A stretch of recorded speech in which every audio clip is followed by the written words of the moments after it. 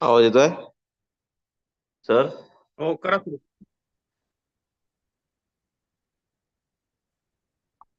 नमस्कार. मी प्राध्यापक पंकज चव्हाण सर्व उपस्थित मान्यवरांचे शब्दसुमनाने पहिले स्वागत करतो. नेहरू शिक्षण संस्था द्वारा संचालित नेहरू महाविद्यालय नेरपरसोपंत जिल्हा यवतमाळ मराठी भाषा व साहित्य अभ्यास मंडळ आयोजित परिसंवादाचे आयोजन ऑनलाईन पद्धतीने करण्यात आलेलं आहे.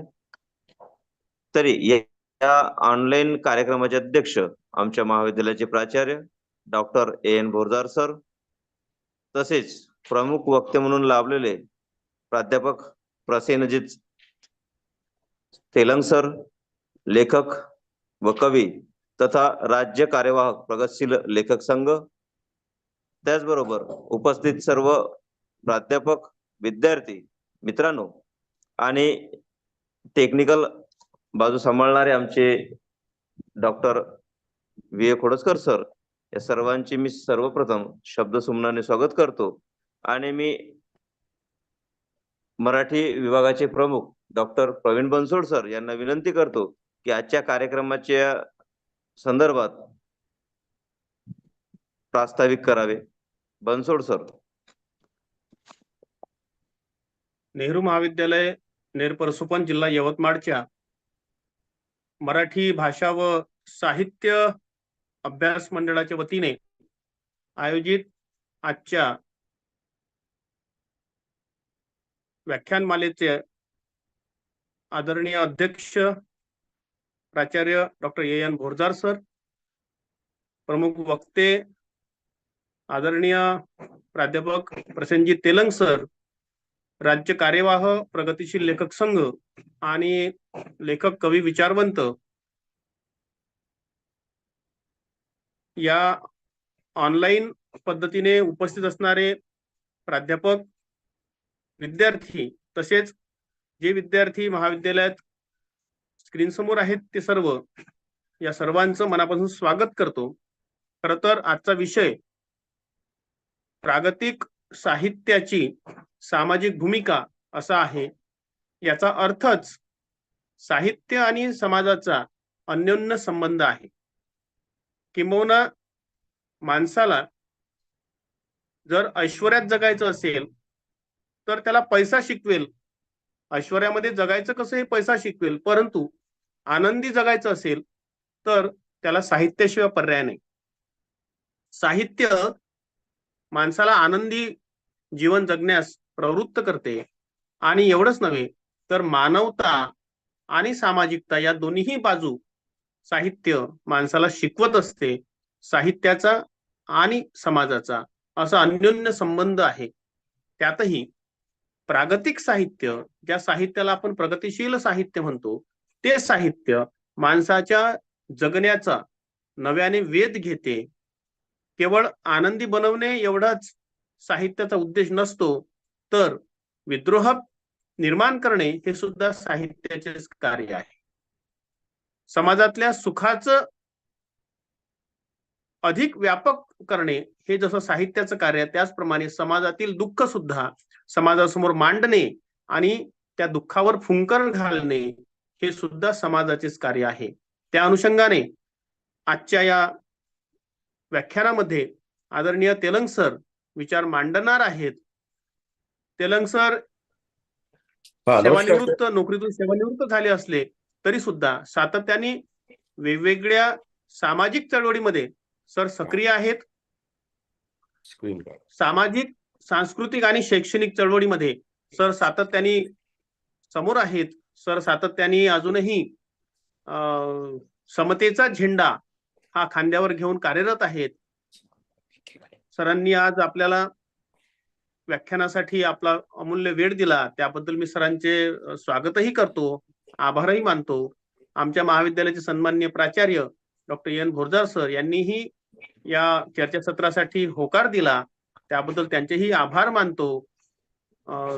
आणि पुढील सूत्रसंचालन प्राध्यापक चव्हाण सर करतील अशी त्यांना विनंती करतो. धन्यवाद सर. प्रागतिक साहित्याची सामाजिक भूमिका या विषयावर एक कार्यक्रम परिसंवादाचं आयोजन करण्यात आलेलं आहे. म्हणतात मराठी साहित्य हे समाजाचा आरसा असतो. समाजाचं प्रतिबिंब पाहायचं असेल तर साहित्यामध्ये बघावं. मी जास्त वेळ न घेता आपल्याला प्रमुख वक्ते म्हणून लाभलेले तेलंग सर यांना मी विनंती करतो की त्यांनी आम्हाला मार्गदर्शन करावं. तेलंग सर. सर्वांना नमस्कार. या ठिकाणी नेहरू महाविद्यालय नेर परसोपंत यांच्या मराठी भाषा व साहित्य अभ्यास मंडळाच्या वतीनं आयोजित या परिसंवादामध्ये प्रागतिक, प्रोग्रेसिव्ह म्हणजेच प्रगतिशील साहित्याची जी सामाजिक भूमिका आहे ती भूमिका मांडण्यासाठी या महाविद्यालयाचे माननीय प्राचार्य डॉक्टर एन भोरजार सर, मराठी विभागातील सन्माननीय महाराष्ट्रातील प्रसिद्ध लेखक आणि विचारवंत डॉक्टर प्रवीण बनसोड सर आणि इतर सर्व आयोजनामध्ये सामील असलेली मंडळी, तुम्हा सर्वांचं मी या निमित्तानं स्वागत करतो. एकंदरीतच या परिसंवादाचं आजचं जे प्रयोजन आहे की प्रागतिक म्हणजेच प्रगतिशील साहित्याची सामाजिक जी भूमिका आहे ती नेमकी काय आहे हे आपल्याला या ठिकाणी समजून घ्यायचं आहे. आणि हे समजून घेत असताना हे जे प्रागतिक, प्रोग्रेसिव्ह किंवा प्रगतिशील, मी बहुतांश प्रगतिशील हा शब्द प्रयोग मी सातत्यानं करणार आहे. कारण का मी ज्या चळवळीचा भाग आहे, प्रगतिशील साहित्य संघाचा, आणि त्याच्यामुळे बहुतांश आम्ही त्या प्रागतिक साहित्याला प्रगतिशील साहित्य याच पद्धतीने आम्ही त्याचा उल्लेख करत असतो. आणि त्याच्यामुळे प्रगतिशील आणि प्रागतिक हे एकाच अर्थानं आपण घ्यावं, तरच माझं पुढचं जे माझी जी पुढची मांडणी आहे ती पुढची मांडणी त्या अर्थानं ती आपल्याला समजणे सोयीची होईल. मित्रहो, हे जे प्रगतिशील साहित्य धारा जी आहे ही मुळामध्ये भारतामध्ये 19व्या शतकाचा जो पूर्वार्ध आहे त्या पूर्वार्धामध्ये हे वारे आपल्या इथं वाहायला लागलेले होते. इंग्रजांची भांडवलशाहीवर आधारित असलेली इथली अर्थव्यवस्था आणि त्यांची सत्ता आणि त्यांचं सत्ताकारण, आणि त्याच कालखंडामध्ये प्रचंड मोठ्या प्रमाणामध्ये राष्ट्रवाद आणि त्याच्या आड असलेली भांडवलशाही यांनी जगाचं जे प्रचंड मोठ्या प्रमाणामध्ये शोषण केलं, आणि त्या शोषणामधून बाहेर देशामध्ये, युरोपामध्ये मुख्यतः श्रमिक आणि कामगारांमध्ये एक प्रचंड मोठी दरी निर्माण झाली. भारतासारख्या देशामध्ये जो शेतीप्रधान देश होता त्या शेतीप्रधान देशामुळे आपल्या इथे शेतीचा मालक आणि शेतीमजूर या पद्धतीचे वर्ग उभे आपल्या इथे झाले. तर आणि हे वर्ग उभे होत असताना या लोकांचं त्याच्या अगोदरच्या कालखंडामध्ये आपण असं म्हणू शकतो आपण का 1920-25 पर्यंत वगैरे याची कोण दखल घेत नव्हतं. साहित्याच्या माध्यमातून दखल घ्यायला कोणी तयार नव्हतं. आणि मग जेव्हा बोल्शेविक क्रांती झाली 1917 मध्ये, जगाचं जे वैचारिक पीठ आहे ते अत्यंत गजबजलं त्या विचारांनी, त्या विचारांच्या प्रभावांनी, डाव्या विचारांच्या प्रभावाने. आणि मग त्याचे प्रभाव भारत भूमीवर सुद्धा उमटायला लागलेत. ही सगळी पार्श्वभूमी या प्रगतिशील साहित्य, प्रागतिक साहित्य या प्रकाराला आपल्याकडे आहे. ही गोष्ट केवळ आपल्या इथंच झाली असं नाही, तर युरोपातल्या त्या देशांमध्ये ते सुरू झालं. त्याचे वारे आपल्या इकडे वाहायला लागले. आपल्या इकडं स्वातंत्र्याच्या आंदोलनाची धामधूम सगळी सुरू झालेली होती. सुरू झालेली होती म्हणण्यापेक्षा अतिशय गडद अशा पद्धतीचं वातावरण स्वातंत्र्याच्या आंदोलनाचं आपल्या इथं निर्माण झालं होतं. गांधी, नेहरू याच्यासारखी लोक, डॉक्टर बाबासाहेब आंबेडकरांसारखी लोक सामाजिक चळवळीमध्ये, राजकीय चळवळीमध्ये आपलं योगदान द्यायला लागलेले होते. आणि एकूणच आपल्या इथला समाज हा जागृत झालेला होता, किंवा जागृतीच्या त्या वाटेवर त्या तत्कालीन त्यावेळेचा समाज होता. त्याच्या अगोदरच्या साहित्यामध्ये, भारतीय साहित्यामध्ये, प्राचीन कालखंडामध्ये आपण जर पाहिलं तर केवळ अध्यात्माला वाहिलेलं असं हे साहित्य होतं. त्याचे नायकत्व आपल्या भगवान, परमेश्वर, देव, गॉड सगळ्या कला साहित्यामध्ये त्यांची मांडणी होत होती. आणि मग मात्र हे जे स्वातंत्र्याचे वारे जेव्हा इथं वाहायला लागले, तर तेव्हा त्याचं प्रतिबिंब आपल्या इथल्याही साहित्यामध्ये पडणं हे स्वाभाविक होतं. 1936 मध्ये मुंशी प्रेमचंद यांच्या अध्यक्षतेखाली लखनौमध्ये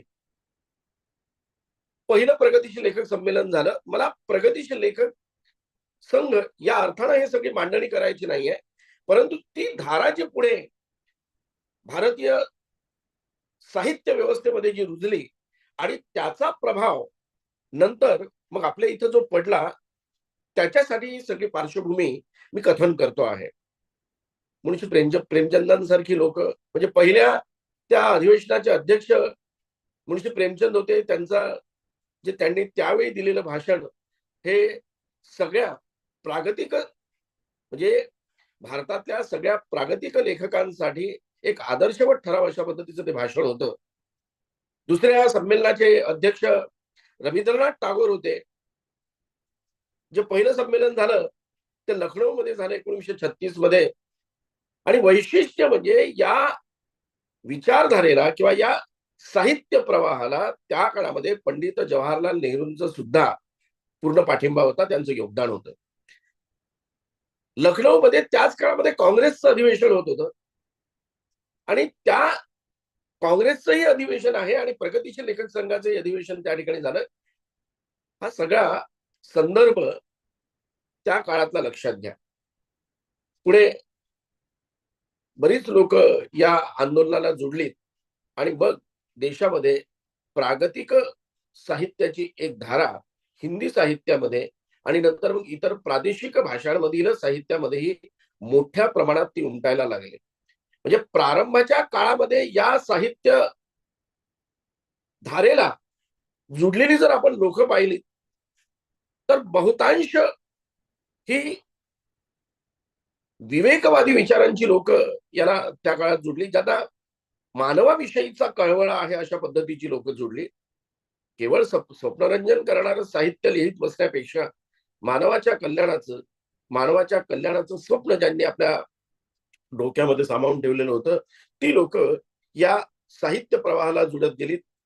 यातूनच पुढं इप्टासारखी चळवळ उभी झाली, जी नाटकांच्या आणि चित्रपटांच्या माध्यमातून त्यांनी हे काम केलं. आपण ही सर्व पार्श्वभूमी मी यासाठी सांगतो आहे की आजचा जो कालखंड आहे, हा कालखंड प्रज्ञाशून्य अवस्थेतील दिवाळखोर मेंदूच्या उदात्तीकरणाचा हा काळ आहे आणि त्या वातावरणामध्ये आपण जगत आहोत. विवेकशून्यता, बुद्धीच्या संदर्भातील, प्रज्ञेच्या संदर्भातलं पूर्ण आंधळेपण घेऊन आपण आज जगत आहोत. आणि म्हणून मग या काळानं पुन्हा एकदा मानवी जगण्याला काळ्या कुट्ट ढगांनी आच्छादून टाकलेले आहे. जीवनाला सर्वांग सुंदर करण्याची क्षमता साठवून असणाऱ्या स्वातंत्र्य, समता, बंधुता, न्याय या तत्वांना तिलांजली देऊन मनुवादी आणि येथील भांडवलशाही व्यवस्थेचे उन्नयन करण्यासाठी आपली सारी सामाजिक आणि सांस्कृतिक यंत्रणा अधिक गतीने कार्यरत झालेली आहे. त्यामुळे विरूपतेचे नवनवे आविष्कार आपल्या सामाजिक जीवनात आपल्याला बघायला मिळत आहेत. या देशातील जनमानसाला हजारो वर्षापूर्वीच्या काल्पनिक सोन्याच्या धुरात गुदमरवून टाकले जात असून त्यांच्या पुढे आपल्या सांस्कृतिक संचिताच्या लखलखत्या आभासी गुहांचे दर्शन त्यांना घडवल्या जात आहे. एक प्रकारे संमोहनाच्या अवस्थेत गेलेल्या इथल्या भुके कंगाल जनतेला वास्तवाचं दर्शनच होणार नाही याची पुरेपूर काळजी घेतल्या जाते आहे. तमो काळाची, अंधार काळाची ही उन्मादी अवस्था जणू समग्र समाज मनाला प्राप्त झाली असल्याने सारे विवेकी समाजमन, जे बुद्धिवादी समाजमन आहे, ते भयकंपित अवस्थेमध्ये जगण्याला आज बाध्य झालेले आहे. ज्या देशातील 2/3 पेक्षा अधिक जनतेला 2 वेळच्या जेवणाचीही भ्रांत आहे, अशा या लोकांच्या एकूण जगण्याचा भौतिक स्तर काय असेल याची कल्पना आपल्या मनाचा निश्चितच थरकाप उडवतो. सत्तेच्या अभिलाषेने पिसाटलेल्या येथील राजकारणाला लोकांच्या मूलभूत जगण्या मरण्याच्या प्रश्नांशी काहीही देणे घेणे राहिलेले नाही. हा भुके कंगाल आणि अभावग्रस्त समाज कधी एक येऊच नाही.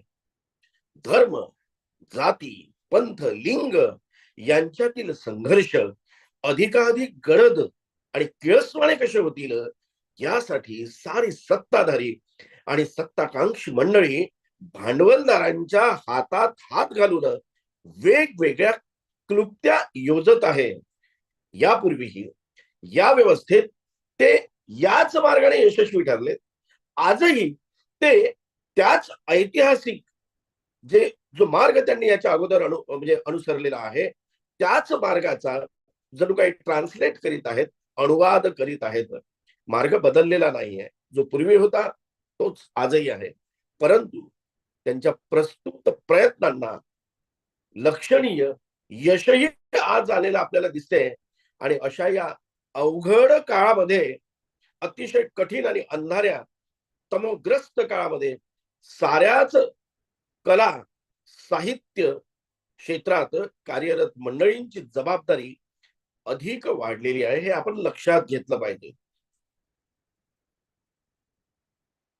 प्रागतिक लेखक संघ जो आहे त्याची आवश्यकता म्हणूनच अशा वातावरणामध्ये हे पूर्वीपेक्षा अधिक वाटते. आणि म्हणून मग साऱ्या सर्जनशील कलांवर समाजातील जो वरचा वर्ग आहे, अप्पर लेअर जो आहे, ज्याला आपण अभिजन वर्ग म्हणतो, त्या वर्गाचं नेहमीच अधिपत्य राहिलं. आपल्या वर्ण किंवा वर्गीय हितसंबंधाची जपणूक करण्यासाठी त्यांनी आपली ऊर्जा अधिक सूक्ष्मपणे आणि चातुर्यानं वापरणं हे आपण नैसर्गिक किंवा स्वाभाविकही म्हणायला पाहिजे. कारण का आपल्या हितसंबंधांचं जपणूक करण्यासाठी आपला ते पूर्ण प्रयत्न करणारच आहे. आणि या यंत्रणेला राजाश्रय देणे ही सत्ताधीशांची जबाबदारी अनिवार्य आहे. कारण का ते त्यांच्यासाठी काम करत आहेत. राजसत्ता, अर्थसत्ता आणि धर्मसत्ता या मंडळींच्या अभद्र युतीमुळे शोषकांच्या सांस्कृतिक सत्तेचा दबाव शोषितांवर निर्माण करणे, त्यांना फार अवघड गेले नाही. म्हणजे आपण लक्षात घ्यायला पाहिजे का ही जी राजसत्ता आहे, अर्थसत्ता आहे आणि धर्मसत्ता आहे, यांची ही जी अभद्र युती आहे, त्याच्यामुळे इथला जो सर्वसामान्य लोकांचा वर्ग आहे, कष्टकऱ्यांचा वर्ग आहे, मजुरांचा वर्ग आहे, म्हणजेच अपरिहार्यपणे भारतीय वर्णव्यवस्थेतील शूद्रांचा जो वर्ग आहे, जो 85% वर्ग आहे, 85% अधिक लोकांचा वर्ग आहे, त्यांच्यावर वरच्या वर्गातल्या सांस्कृतिक सत्तेचा दबाव हा निर्माण होणं आणि ते निर्माण करणं हे त्यांना फार काही अवघड गेलेलं नाही. कारण राजसत्ता, अर्थसत्ता आणि धर्मसत्ता या लोकांची ही अभद्र युती आहे. आपल्या साऱ्या कला साहित्य प्रांतातून इथल्या सामान्य माणसाचं दुःख आणि दैन्य हद्दपार होण्याचं ते तुमच्या साहित्यात कला प्रांतांमधून दिसणारच नाही. त्याचं हे एक महत्वाचं कारण मानता येतं. या प्रेरणा घेऊन म्हणजे आपल्या वर्गाच्या हितसंबंधाच्या प्रेरणा घेऊन निर्माण होणारं साहित्य हेच खरं साहित्य, तीच खरी कला, ते आणि तेच सुंदर. हा बुद्धिभ्रम पेरण्यात त्यांची व्यवस्था कमालीची यशस्वी झाली. या देशातील बहुसंख्य जनमानसाला हजारो वर्ष लिहिण्या वाचण्यापासून वंचित ठेवल्या गेले होते. हा वर्ग म्हणजे आणि म्हणूनच मग आपल्याला महात्मा फुल्यांचं विद्येविना मती गेली हे जे वचन आहे ते आपण लक्षात ठेवलं पाहिजे. का लिहिण्या वाचण्यापासून तुम्ही वंचितच असाल. तात्पर्य वैचारिक दृष्ट्या हा विकलांग राहिला, तो अपंगत्व आलं त्यात. सामान्य कष्टकरी शोषितांची कलेवर आपल्या साऱ्या साहित्य आणि कला आणि साहित्यापासून मैलोन मैल दूर राहिले ती यामुळं. एकीकडे आपण जो न देखे रवी वो देखे कवी यावर भाबडी श्रद्धा ठेवणारे आपण या तथाकथित कवींच्या हाकेच्या अंतरावर असलेल्या लोकांची दुःख, दैन्य, दास्य ते पाहू शकले नाहीत, हे आपण कसं विस्मरू शकतो. या मंडळींकडून निर्मित साहित्य इथल्या सामान्य जनतेचा आवाज कधी ठरूच शकले नाही. आणि याचं कारण हेच आहे, कारण की ते आपल्या हितसंबंधासाठी आपली सगळी सांस्कृतिक संरचना ते राबवत होते. ख्रिस्तोफर कॉजवेल या नावाचा विचारवंत आहे आणि साहित्याच्या संदर्भात त्यांनी साहित्याला सोशल रियालिटी असं म्हटलेलं आहे. पण मी म्हणतोय का जे साहित्य समाजातील 10-12% लोकांच्याही जगण्याचं प्रतिबिंब नसेल तर ते साहित्य सोशल रियालिटी कसं असू शकेल. भक्ती आणि शृंगार रसात लिटबिटलेले ते पूर्ण डुबलेले साहित्य हे केवळ विशिष्टांसाठीच लिहिलेले साहित्य असू शकते. मूळ जगण्याचे वास्तव अव्हेरून समाज माणस विशिष्ट धुंदीत उभे करण्याचे महत् कार्य ज्या साहित्याने केले ते केवळ निंदनीयच नव्हे तर समाजाप्रती केलेले ते एक प्रकारचे क्रिमिनल वर्तन आहे आणि ते तसं मानायला हवं. आपल्या दररोजच्या जगण्याच्या प्रश्नांकडे केवळ दुर्लक्ष करून रंजनपर्ता हेच साहित्याचं उद्दिष्ट ठेवून रंजनपर्ता आपल्या दररोजच्या जगण्याच्या प्रश्नांकडे दुर्लक्ष करून रंजनपर्ता हेच उद्दिष्ट ठेवून साहित्याची निर्मिती होणार असेल. लेखकांचा निर्मिती समयीचा स्वानंद, कारण का अनेक लोक म्हणतात की आम्ही स्वतःच्या आनंदासाठी लिहितो, पण त्याचं आपल्याला काय देणं घेणं. आणि म्हणूनच केवळ रंजनपर्ता हे तुमचं उद्दिष्ट असेल. लेखक स्वतःच्या आनंदासाठी ते अभिव्यक्त होत आहे, स्वानंद ही त्याची प्रेरणा असेल, ही त्याची अभिव्यक्ती पाठीमागील प्रेरक शक्ती असेल, तर अशा जनसामान्यांच्या जगण्यापासून नाळ तोडलेल्या साहित्याशी येथील सर्वहारा वर्गाचे काही देणे घेणे असण्याचे कारण असू शकत नाही. महात्मा ज्योतिराव फुले यांनी मराठी ग्रंथकार सभेच्या संमेलनास जाणे नाकारताना रानडे, महादेव गोविंद रानडे यांना 13 मे 1885 रोजी लिहिलेल्या पत्रात आम्हा शूद्राती शूद्रांस काय विपत्ती व त्रास सहन करावे लागतात हे उंटावरून शेळ्या वळणाऱ्या ग्रंथकारांस व मोठमोठ्या सभास्थानी आगंतुक भाषण करणाऱ्यांच कुठून कळणार, असा रोखडा सवाल केला होता. आपल्या हृदयात सामान्यांविषयीचा कळवळाच नसेल तर आपल्या साहित्य व्यक्तीतून आपल्या साहित्याच्या अभिव्यक्तीतून ते प्रकट होणं सुद्धा कठीणच आहे. करुणेचा पाझर आपल्या काळजातून तेव्हाच स्त्रवू शकतो जेव्हा तुमचे मन करुणेने गलबलून आलेले असेल. सर्व मानवी प्राण्यांत अक्षय बंधुप्रीती काय केल्याने वाढेल त्याचे बीज शोधून काढावे व पुस्तकाद्वारे ते प्रसिद्ध करावे, हा महात्मा ज्योतिराव फुले यांनी मराठी ग्रंथकार परिषदेला दिलेला सल्ला ज्याला त्या वर्गाने कधीच गंभीरपणे घेतले नाही, तो शिरोधार्य मांडण्याची प्रगतीशील साहित्याची भूमिका ही त्याच्या स्थापना काळापासूनच राहिलेली आहे. 9 एप्रिल 1936 मध्ये प्रगतीशील लेखक संघाच्या स्थापनेच्या वेळी त्या संमेलनामध्ये आमच्या मुळशी प्रेमचंद यांनी आपल्या भाषणामध्ये साहित्य परिभाषा जीवन की आलोचना असल्याचे स्पष्ट केले होते.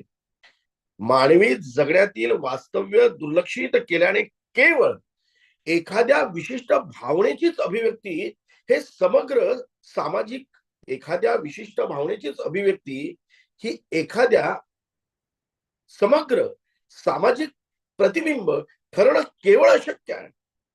त्या कालखंडात प्रेम आणि शृंगार या भावनांच्या अभिव्यक्तीला मोठा बहर आला होता. हा तो जो कालखंड ज्या कालखंडा मी बद्दल बोलतोय 1925 ते 1950चा तो जो कालखंड आहे आणि पुढे 60-70 पर्यंत ही पुढे तो राहिलाय. अलीकडच्याही काळामध्ये आहे नाही असं म्हणता येत नाही. तर त्या कालखंडामध्ये प्रेम आणि शृंगार या भावनांच्या अभिव्यक्तीला मोठा बहर आला होता.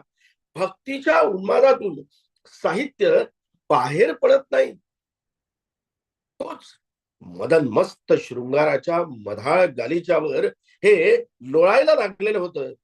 शृंगारिक मनोभाव मानवी जीवन का एक अंग मात्र है और जिस साहित्य का अधिकांश हिस्सा इसी से संबंध रखता हो वह उस जाति और उस युग के लिए गर्व करने की वस्तु नहीं हो सकता, नहीं उसकी सुरुचि का प्रमाण हो सकता. हे मुळशी प्रेमचंदांचे मार्गदर्शन सगळ्या प्रागतिक साहित्यिकांसाठी नेहमीच आपलं आणि आपलंसं वाटतं. आपल्याकडे चातुर वर्णाधारी समाज रचना, येथील धार्मिक गुलामगिरी, दैवशर्यमता, व्यक्तिपूजा नाकारून तर्कनिष्ठ बुद्धिप्रामाण्य, मानवी हक्कांसाठी संघर्ष करून मानवी प्रतिष्ठेच्या स्थापनेचा अट्टहास, हाच डॉक्टर बाबासाहेब आंबेडकरांच्या विचारांचा पाया होता. आपल्या प्रागतिक साहित्य सर्जनाच्या पाठीशी तो ठामपणे असावा ही भूमिका घेऊनच प्रागतिक साहित्य चळवळ हे निरंतर काम करते. आणि या ठिकाणी या चळवळीमध्ये काम करणारी लेखक मंडळी, साहित्यिक, कलावंत या अर्थानं ती काम करतात. डॉक्टर बाबासाहेब आंबेडकरांनी 1952 मध्ये विद्यार्थ्यांसमोर जे एक भाषण केलं होतं, त्या भाषणामध्ये त्यांनी म्हटलं होतं, मला डॉक्टर हवेत, इंजिनियर हवेत, वकील हवेत आणि सर्वात अधिक निकड मला साहित्यिकांची आहे. हे केलेले प्रतिपादन साहित्यिकांचे समाजातील महत्व आणि स्थान अधोरेखित करते. निश्चितच साहित्य निर्मिती ही अतिशय गंभीरपणे घेण्याची बाब असून निरोगी समाजाच्या निर्मितीसाठी साहित्यिकांनी आपली लेखणी चिजविणे म्हणूनच अत्यावश्यक ठरते. आपले लक्ष मर्यादित ठेवू नका, ते विशाल बनवा. आपली वाणी 4 भिंतीपुरती मर्यादित राखू नका. तिचे तेज खेड्यापाड्यातील गडद अंधार दूर होईल असे प्रवर्तित करा. आपल्या देशात उपेक्षितांचे, दलितांचे फार मोठे जग आहे, ते विसरू नका. त्यांचे दुःख, त्यांची व्यथा नीट समजावून घ्या आणि आपल्या साहित्याद्वारे त्यांचे जीवन उन्नत करण्यासाठी झटा, त्यातच खरी मानवता आहे. डॉक्टर बाबासाहेब आंबेडकरांचा हा साहित्यिकांना दिलेला संदेश साऱ्या प्रागतिक साहित्य चळवळीच्या पाठीशी आहे आणि तो आपल्या एकूणच सगळ्या प्रगतीशील साहित्य चळवळीच्या वाटचालीतील एक मार्गदीप आहे, हे आपण लक्षात घ्यायला पाहिजे. ज्या लोकांचे कंठ धर्म, संस्कृती आणि परंपरेच्या नावाखाली अवरुद्ध बांधून ठेवण्यात आले होते, त्या कंठाला भयमुक्त करण्यासाठी धडपडणे आवश्यक होते आणि आहे. मानवी विचार स्वातंत्र्याचा जाहीरनामा ठरलेले बुद्धाचे कलामसूक्त साऱ्या प्रगतीशील साहित्य परंपरेच्या मुळाशी असून विवेक, विज्ञान, विद्रोह आणि विश्वात्मकता ही चतुसूत्री आपल्या लेखनाचा अंतस्वर असावा, हा प्रागतिक साहित्याचा आग्रह आहे. मानवी जगण्याची कुरूपता टिकविणाऱ्या कोणत्याही सामाजिक पर्यावरणाचे उदात्तीकरण करण्याचे नाकारणे हे आम्ही आपलं प्राथमिक कर्तव्य समजतो. आपले भरारते पंख छाटणारी धर्म, जाती, परंपरा, अंधश्रद्धांनी परबटलेल्या व्यवस्थेचे अड्डे ठरू शकणाऱ्या, कोणत्याही सामाजिक पर्यावरणास पोषक ठरू शकणाऱ्या विचारांचा आणि साहित्य प्रवाहांचा निषेध करून ते अधिक काळ तगवण्यापेक्षा जुने जाऊ द्या मरणा लागुणी हेच अधिक महत्वाचे आहे, अशी प्रागतिक साहित्य विचारधारेची स्पष्ट भूमिका अगदी प्रारंभाच्या अवस्थेपासूनच राहिलेली आहे. कॉम्रेड कार्ल मार्क्स यांनी सर्वहारांच्या दृष्टीने एका उत्तम आणि उन्नत मानवी जीवनाची रचना करणे, सर्वहारा वर्गाच्या सामाजिक संघर्षाचे चित्रण करताना या वर्गाची एकता दृढ करण्याची प्रेरणा देणारे साहित्य निर्माण करणे हेच उद्दिष्ट मानले. निश्चितपणे इथल्या सर्वहारा वर्गाला त्यांच्या गुलाबीची जाणीव देऊन ती शिकवून ती नष्ट करण्यासाठी त्यांना संघटित होण्याची प्रेरणा देतो.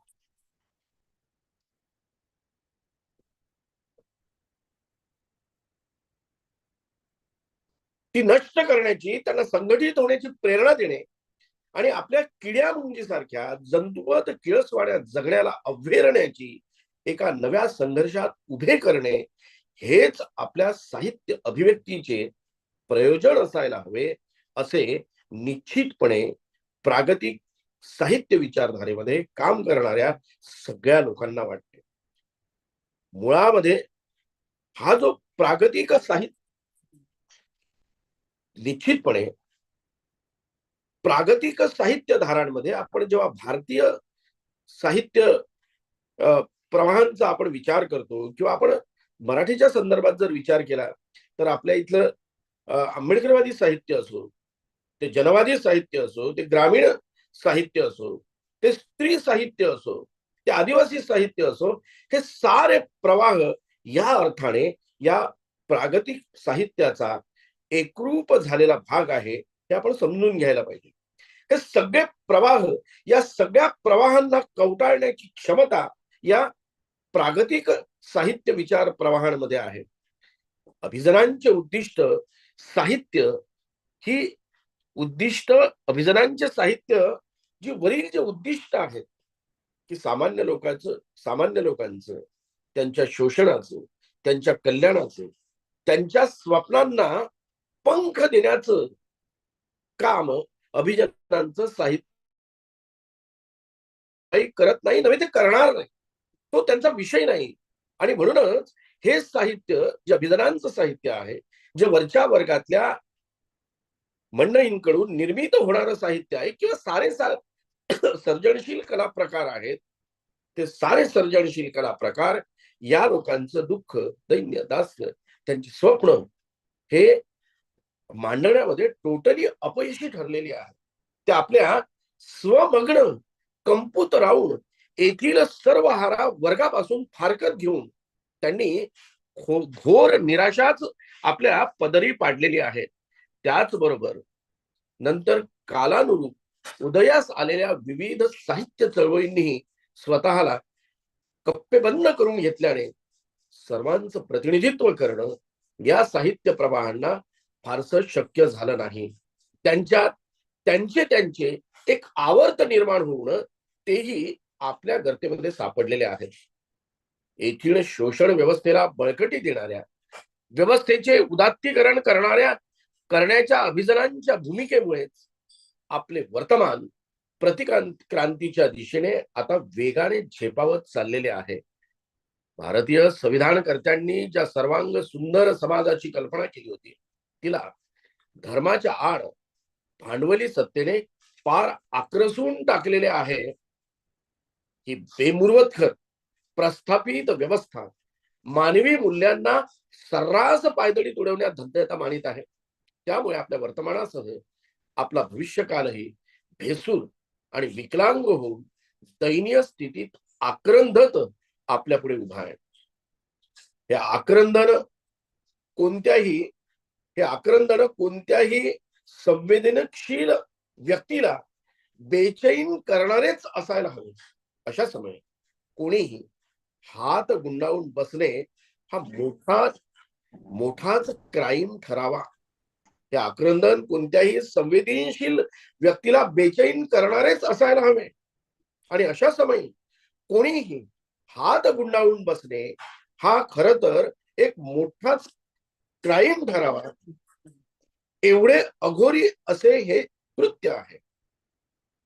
आपल्या इथे साऱ्या सर्जनशील कला क्षेत्रात कार्यरत असणाऱ्या मंडळींनी आपल्या निर्मितीला अधिकाधिक समाज सन्मुख करून धारदार बनविणं कधी नव्हे ते आज अत्यावश्यक ठरलेले आहे. कोणत्याही शोषणापासून मुक्त मानवी जीवनाची निर्मिती व्हावी यासाठी अनुकूल वातावरण निर्मिती करणे हे साहित्यिकांचे आज आद्य कर्तव्य ठरलेले आहे. लेखकांनी लेखणी सोबतच आता प्रत्यक्ष सामाजिक रणमैदानावरही उभे ठाकण्याची तयारी ठेवावी लागेल. प्रागतिक विचारधारेचा लेखक आपली अभिव्यक्ती केवळ आणि केवळ चार भिंत्याआड दडून असलेला आपल्या खुराड्यातून पहाटेचे सूचन करणारी बांग देण्याची प्रतीक्षा करणारा कोंबडा नव्हे. त्याला ती पहाट आणण्यासाठी स्वतःही कष्ट उपसावे लागणार आहेत. पहाटेचा तो सूर्य त्याला खेचून आणण्यासाठी आपलाही खांदा त्याला पुढे करावा लागणार आहे. तरच वह सुबह इथे आलेली असेल. प्रागतिक विचार विश्वाला आपलेसे मानणाऱ्यांचे प्रामाणिक प्रयत्न हे निष्फळ जाणार नाहीत हा तर विश्वास आहेच. उलट या काळ्याकुट्ट ढगानाड जी लखलखीत किनार आज डोकावते आहे हे पाहून मन निश्चितच मोहरून उठते. गुलामांच्या पायातील बेड्या तुटण्याच्या खळखळाटाच्या कल्पनेने माझे रोम आणि रोम आज शहारून उठत आहे आणि याला निश्चितच पुढं एक चांगलं भवितव्य आहे असं मला मनपूर्वक वाटते. प्रागतिक साहित्याची सामाजिक भूमिका ही आणि हीच असू शकते. याच्यापेक्षा वेगळं काही असू शकणार नाही हे मला प्रामाणिकपणे वाटते. या ठिकाणी मला आपण आमंत्रित केलं, माझं ऐकून घेतलं याबद्दल सर्वांचे मनपूर्वक आभार. मी या निमित्तानं याच अर्थाची एक कविता मी या ठिकाणी वाचतो आणि मग माझं हे व्याख्यान संपवतो. एक मिनिट.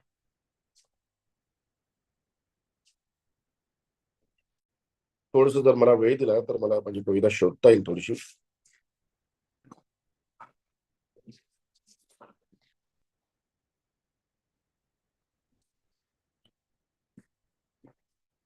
याच अर्थाचा प्रवाह पुढे घेऊन जाणारी माझी पणती ही कविता आहे.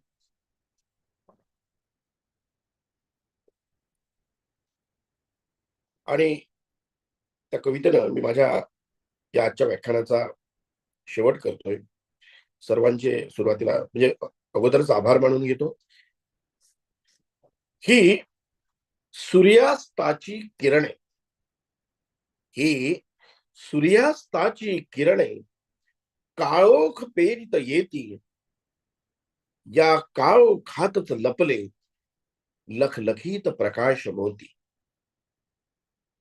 नको उराशी लपेटू ह्या सांज सावळ्या छाया, नको उराशी लपेटू ह्या सांज सावळ्या छाया, रक्तातच पेटव पणत्या तिमीर दूर साराया, रक्तातच पेटव पणत्या तिमीर दूर साराया. नको आस मनाशी ठेवू येतील आकाशीचे वारे, नको आस मनाशी ठेवू येतील आकाशीचे वारे, धूळ तयावरील झटकून लखलखीत होईल सारे. नको आस मनाशी ठेवू येतील आकाशीचे वारे, धूळ तयावरील झटकून चकचकीत लखलखीत होईल सारे. सारेच मृगजळ नसते, सारेच मृगजळ नसते, धावत्या दुरस्त स्वप्नांपाठी ओंजळभर हिरवा ठिपका जपतो वाळवंत ही आपुल्या पोटी. सारेच मृगजळ नसते, धावता दुरस्त स्वप्नांपाठी ओंजळभर हिरवा ठिपका जपतो वाळवंटही आपुल्या पोटी. रेख स्वतः तू नक्षी जीवनाच्या वाटेवरती, रेख स्वतः तू नक्षी जीवनाच्या वाटेवरती, पंख आपुले पसरुणी घे घे क्षितिज खांद्यावरती. उजेड घेऊन बसलेला, उजेड घेऊन बसलेला पहाड ही थरथरतो, उजेड घेऊन बसलेला पहाड ही थरथरतो. अंधारातून जेव्हा किरण मंद पाझरतो, अंधारातून जेव्हा किरण मंद पाझरतो. धन्यवाद. धन्यवाद सर. आपण अतिशय मोलाचं मार्गदर्शन आम्हा विद्यार्थ्यांना केलं, त्याबद्दल तर आपले खूप खूप आभार. यानंतर आमच्या महाविद्यालयाचे प्राचार्य मुलाखतीमध्ये व्यस्त असल्यामुळे त्यांच्या ठिकाणी आमच्या महाविद्यालयाचे माजी प्राचार्य, मराठी विषयाचे लेखक तथा साहित्यिक, आमचे मार्गदर्शक डॉक्टर प्रवीण बनसोड सर यांना मी विनंती करतो की त्यांनी समारोपीय मार्गदर्शन करावं. आजच्या मराठी भाषा व साहित्य अभ्यास मंडळाद्वारे आयोजित व्याख्यानाच्या प्रसंगी उपस्थित असलेले सन्माननीय तेलंग सर आणि आपण सर्वजण, खरं तर पहाटेचा सुंदर स्वप्न पाहायचं असेल तर केवळ स्वप्न पाहून होणार नाही, त्यासाठी प्रयत्नही करावे लागतील आणि ते प्रयत्न करणे ही साहित्यिकाची जबाबदारी आहे. अतिशय सुंदर विवेचन आजच्या या निमित्तानं तेलंग सरांनी केलं. मित्रांनो, पु ल देशपांडेंचं नाव आपण सर्वांनी ऐकलंय. पु ल देशपांडे जेव्हा अमेरिकेला गेले तेव्हा तेथील आपल्या प्रवासावर त्यांनी एक लेख लिहिला, अतिशय सुंदर लेख, एक बेपत्ता देश हे त्या लेखाचं नाव. आणि अमेरिकेतील एकूण सामाजिक स्थिती त्या लेखामध्ये पु ल देशपांडेंनी लिहिली. आणि न्यूयॉर्क सारख्या शहरामध्ये, ज्याला आपण अतिशय आधुनिक आणि उच्चभ्रू समजतो, त्या अमेरिकेच्या न्यूयॉर्क सारख्या शहरामध्ये जेव्हा व्हिएतनाम युद्धातून आलेल्या सैनिकांचं अवस्था पु ल देशपांडेंनी पाहिली तेव्हा ते अतिशय उद्विग्न झाले आणि त्यानंतर त्यांनी हा एक बेपत्ता देश नावाचा लेख लिहिला. त्या लेखामध्ये त्यांनी जी मांडणी केली ती मांडणी सुद्धा मानवतेच्या कल्याणासाठी आपण काय केलं पाहिजे आणि आपला देश नेमका कुठे जातोय या संदर्भातलं विवेचन त्यांनी केलं. पु ल देशपांडे सारख्या अतिशय मोठ्या लेखकाने केवळ नाट्य, सिनेमा किंवा कविता यासारखीच मांडणी केली नाही, तर प्रागतिक भूमिका असणाऱ्या लेख सुद्धा त्यांनी लिहिलेत. आणि म्हणूनच साहित्य हे समाजाचं उन्नयन करत असते. जसं ते मानवी जीवनाचं उन्नयन करते तसे ते सामाजिक जीवनाचंही उन्नयन करत असते. पण त्यासाठी साहित्यिकांनी सामाजिक जबाबदारी ओळखली पाहिजे असं अतिशय महत्वाचं मांडणी या निमित्ताने करतो आणि आपणा सर्वांचं ची रजा घेतो. धन्यवाद सर. अतिशय चांगल्या पद्धतीने आपण आम्हाला मार्गदर्शन केलं. आज नेहरू महाविद्यालयामध्ये परिसंवादाचं ऑनलाईन आयोजन करण्यात आलं. त्या कार्यक्रमाचे अध्यक्ष आपल्या महाविद्यालयाचे प्राचार्य डॉक्टर एन भोरदार सर हे उपस्थित नसले तरी त्यांचे आभार मानतो. तसेच या कार्यक्रमाला प्रमुख वक्ते म्हणून उपस्थित असलेले तेलंग सर यांनी अतिशय मोलाचं मार्गदर्शन केलं, त्याबद्दल त्यांचे आभार मानतो. मराठी विभाग प्रमुख डॉक्टर प्रवीण बनसोड सर आमचे मार्गदर्शक, त्यांनी सुद्धा अतिशय मोलाचं मार्गदर्शन केलं, त्याबद्दल त्यांचे आभार मानतो. विशेषतः ऑनलाईन पद्धतीनं ज्या पद्धतीनं काम केलं डॉक्टर वशिष्ठ खोडसकर सर यांचे सुद्धा आभार मानतो. आमचे परम मित्र डॉक्टर व्ही कुटे यांचे सुद्धा मी आभार मानतो. डॉक्टर अमर अब्बास सर जे ऑनलाईन आहेत त्यांचे सुद्धा आभार मानतो. उपस्थित सर्व विद्यार्थ्यांचे सुद्धा आभार मानतो आणि अध्यक्षाच्या वतीने हा कार्यक्रम इथे संपला असे जाहीर करतो. धन्यवाद सर. थँक्यू. खूप सुंदर.